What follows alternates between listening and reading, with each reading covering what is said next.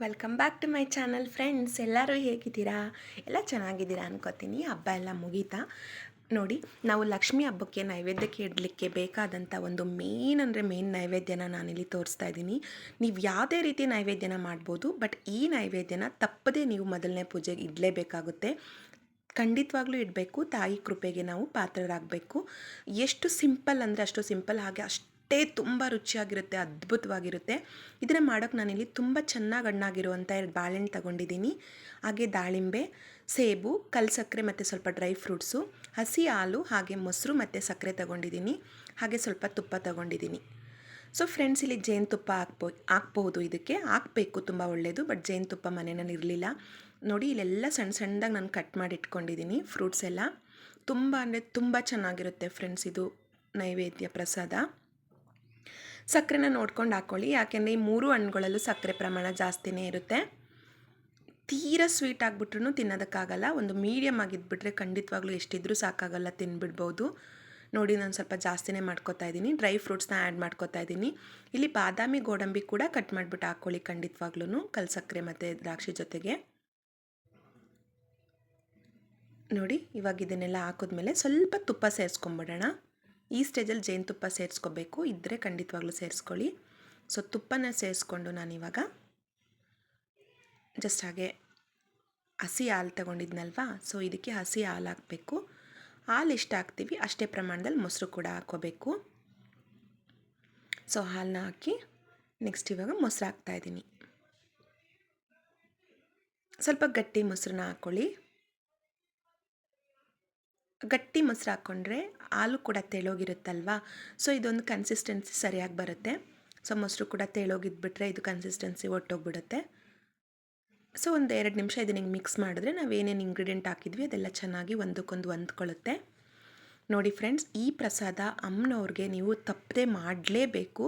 ಇಲ್ಲ ಅಂದರೆ ನೀವು ಯಾವುದೇ ರೀತಿ ಪ್ರಸಾದ ಮಾಡಿದ್ರೂ ಕೂಡ ಅದು ಓಕೆನೇ, ಬಟ್ ಇದು ಮಾಡಿಲ್ಲ ಅಂದರೆ ನಾವು ಹಬ್ಬ ಕಂಪ್ಲೀಟೇ ಆಗೋಲ್ಲ. ಸೊ ಪಂಚಾಮೃತ ಅಂತ ಅಂದರೆ ಅದು ತಾಯಿಗೆ ತುಂಬ ಪ್ರಿಯವಾದಂಥ ನೈವೇದ್ಯ.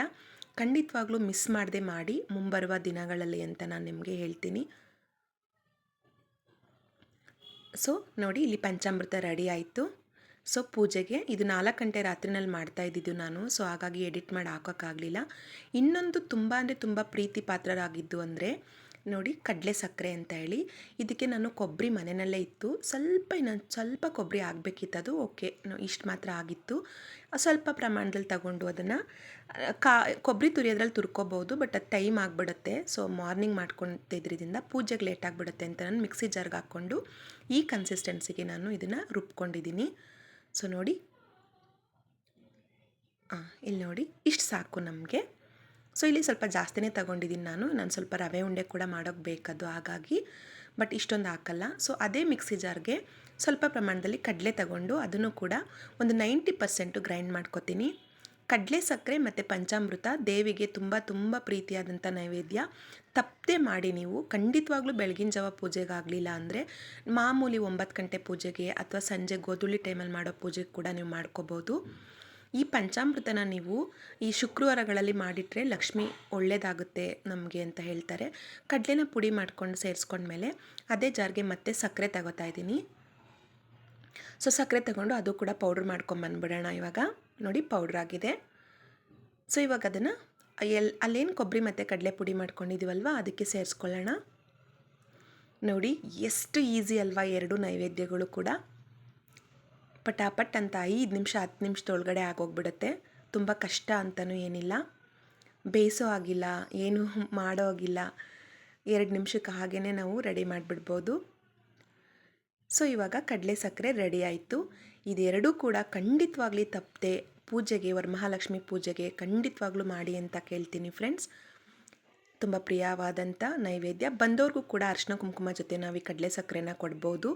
So thank you so much friends. ನೋಡಿ, ಎತ್ತಿಟ್ಕೊತಾ ಇದ್ದೀನಿ ಇದನ್ನು ಪೂಜೆಗೆ. Thank you so much friends ಎಲ್ರಿಗೂ.